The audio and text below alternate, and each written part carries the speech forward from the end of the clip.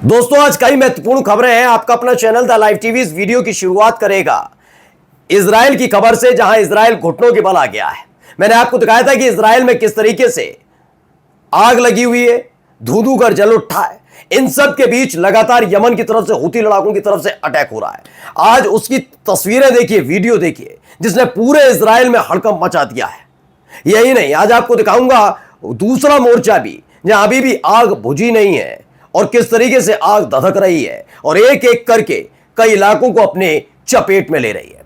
फिर आपको अपने देश यानी हिंदुस्तान की खबरें दिखाऊंगा कि आखिरकार कौन सी ऐसी यूनिवर्सिटी है जिसने अपने पाठ्यक्रम से फिलिस्तीन तो फिलिस्तीन, कश्मीर के मुद्दे को भी, उसके जो चैप्टर होता है उसको अपने हिस्से से हटा दिया। तो आपको दिखाऊंगा कि कल तक पहलगाम आतंकी घटना पर हिंदू मुसलमान करने वाले, हिंदू यानी धर्म पूछकर मारने का हवाला देने वाले ये फर्जी राष्ट्रवादियों के चेहरे पर पड़ी शराफत की चादर खिंच गई है। क्योंकि जैसे ही एक नेवी अफसर जिनकी जान पहलगाम आतंकी हमले में गई थी, उनकी पत्नी ने कहा सिर्फ धर्म के आधार पर मुसलमानों को के बारे में कुछ भी कहना पहलगाम आतंकी घटना को लेकर गलत है, वहां के लोगों ने साथ दिया, सहयोग किया। इस पर बीजेपी की विचारधारा वाले ये गुंडे मवाली टाइप के लोग गंदगी उगलने लगे। अब सवाल यह है कि राष्ट्रवाद कहां गया इनका, क्या उन पर कोई कार्रवाई होगी? और आपको दिखाऊंगा कैसे एक पत्रकारों ने आरोप लगाया कि अधिकारी ने एक खबर को लेकर उन्हें बंद कमरे में पीटा, तो एक सांसद के सामने बड़े बड़े अधिकारी झुकते नजर आए। नमस्कार, मैं हूं प्राज्वल गौतम और आप देख रहे हैं the live TV. The live TV, सच सबसे आगे। शुरुआत इजराइल से करते हैं। पहली तस्वीर आप देखते ही समझ जाएंगे हालात क्या रहे होंगे। देखिए पहली तस्वीर देखिए,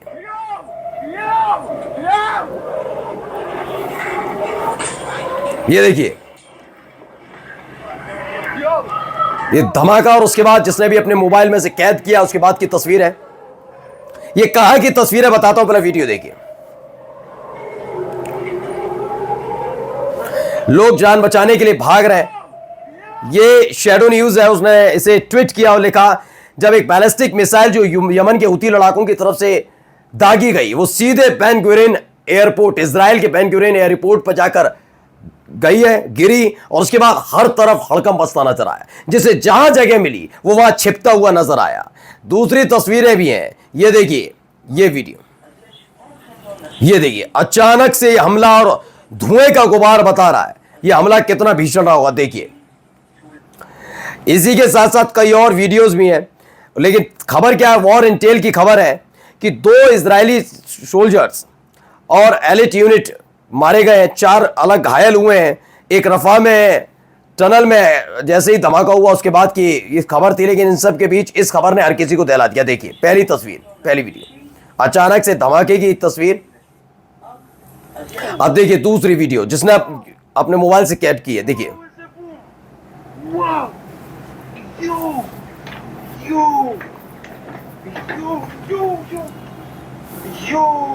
बेन गुरियन एयरपोर्ट के बाहर की ये वीडियो है, वो चीख रहा है व्यक्ति। एक और ये वीडियो देखिए, ये वीडियो बना रहे थे, अचानक क्या हुआ।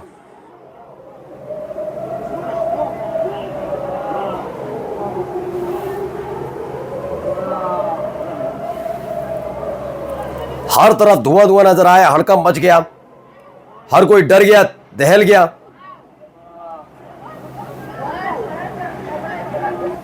तो ये 3 सरप्राइज न्यूज की खबर है। ये क्लियर फुटेज है, एक नहीं, 2 नहीं, 3, जब यमन के हूती लड़ाकों की तरफ से तेल अवीव के, इजराइल के तेल अवीव के बेन गुरियन एयरपोर्ट को निशाना बनाया गया। ये देखिए एक और तस्वीर, भागते हुए वही वाली जो मैंने आपको देखा। ईरान मिलिट्री ने भी इसका दावा किया है, यमन की मिसाइल से भारी नुकसान बेन गुरियन एयरपोर्ट पर हुआ है। ये 2 तस्वीरें पहले भी आपको वीडियो दिखा चुका हूं, उसमें भी बताया Iran military, the movement the Yemeni missile struck Ben Gurion airport first confirm third failure, यानी थर्ड जो एयर डिफेंस सिस्टम लगा रखा है, जो गिफ्ट में सौंपा गया था इजराइल को, वो कबाड़ में तब्दील हो गया, देखता रह गया, और बेन गुरियन एयरपोर्ट पर यह मिसाइल हूती लड़ाकों ने जो दागी थी वो जाकर गिरी है।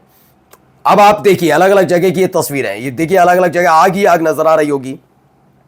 इसको लेकर दावा किया जा रहा है, ये जो वीडियो है दरअसल ये इजराइल के अंदर की जहां आग लगी। देखिए एक और वीडियो, धुएं का गुबार उठता हुआ, और ये शहरी इलाका है, वहां पर किस तरह के हालात है आप अंदाजा लगाइए। कि हर तरफ आग ही आग। इसे लेकर भी दावा किया जा रहा है कि इजराइल में जो आग लगी थी अभी वो बुझी नहीं है और वो लगातार धधक रही है।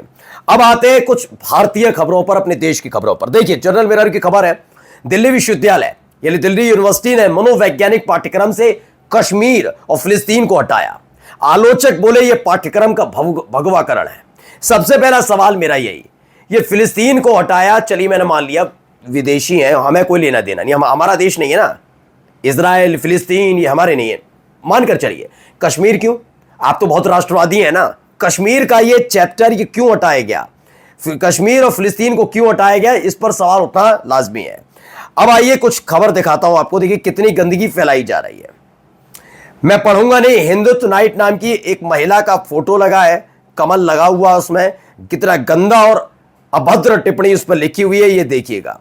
अलग अलग जगह की कई हैं।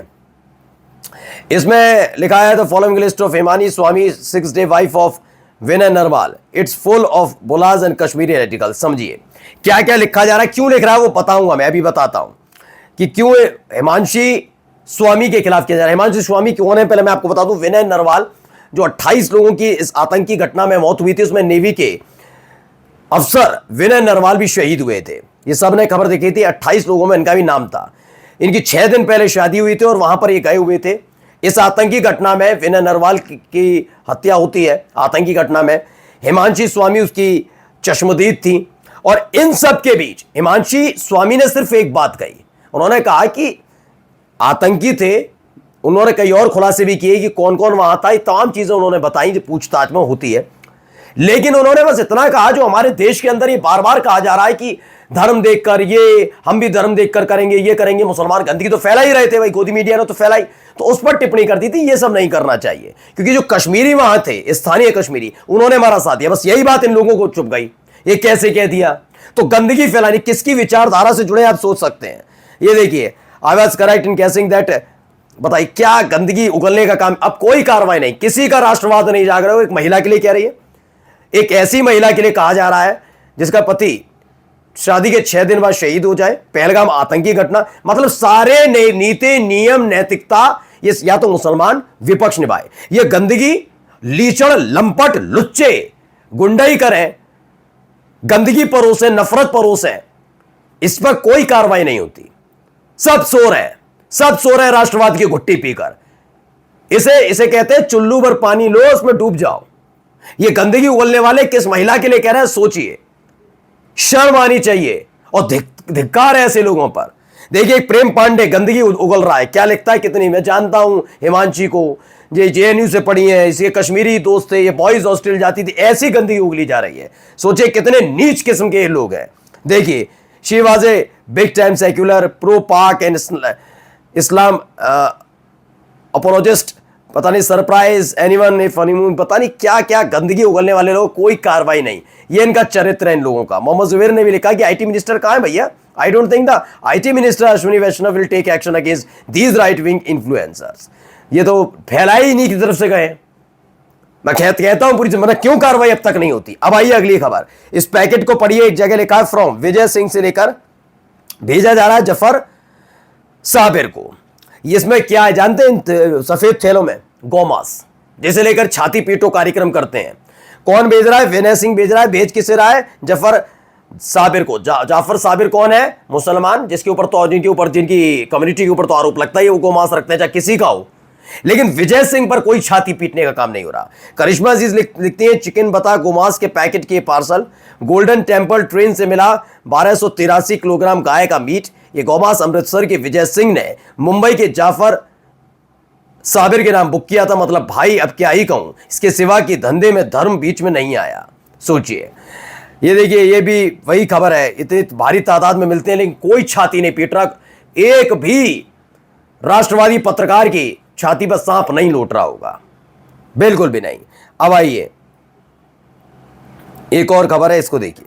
दरअसल ये न्यूज़ 24 की खबर है, मैं बता देता हूं उसको, दिखा नहीं पाएंगे इसको हम आपको। इसमें लिखा है कि शादी के पहले और बाद में मैंने सूचित किया था मुनीर अहमद ने, मैंने आपको दिखाया था सीआरपीएफ के एक जवान को बर्खास्त कर दिया क्योंकि उन्होंने पाकिस्तानी महिला से शादी की। अधिकारियों ने बताया कि उन्होंने जो शादी की पाकिस्तानी महिला की उससे जानकारी हमें नहीं दी थी, इसलिए उनको ये राष्ट्रीय सुरक्षा के लिहाज से खतरनाक माना गया और उसके बाद उन्हें बर्खास्त कर दिया गया। जबकि मुनीर अहमद का कहना है कि शादी से पहले और बाद में मैंने सूचित कर दिया था। अब कौन सच बोल रहा है कौन झूठ, ये देखने वाली बात है।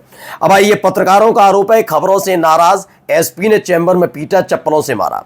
कौन कौन है? प्रीतम सिंह ने बताया कि चाचा के रिटायरमेंट का कार्ड देने एसपी दफ्तर गए थे। एसपी ने कहा तू ही खबरें चलाता पुलिस के खिलाफ। इसके बाद उन्हें 5 मिनट तक पीटा। अमरकांत का भी यही आरोप है। कॉल किया, नए उठाने पर एएसआई ने दोबारा फोन कर बुलाया। जैसे ही चैम्बर पहुंचे मोबाइल छीन लिया और गालियां भी दी गई। शशिकांत गोयल ने भी कुछ कहा है, लेकिन यहां पर क्या है, यहां फर्क नहीं पड़ता पत्रकारों के, और वो भी कब, जब आप स्वतंत्रता की बात करते हैं। योगी जी, मोदी जी, अमित शाह जी, बीजेपी के सारे नेता कह रहे हैं वाह freedom, press freedom, press freedom. और यहां देखिए क्या हो रहा है।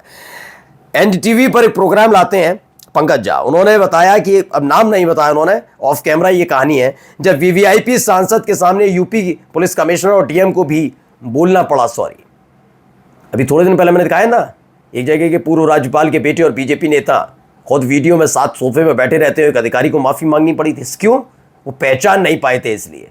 यह है बीजेपी का चाल, चरित्र, चेहरा और राष्ट्रवाद। नमस्कार।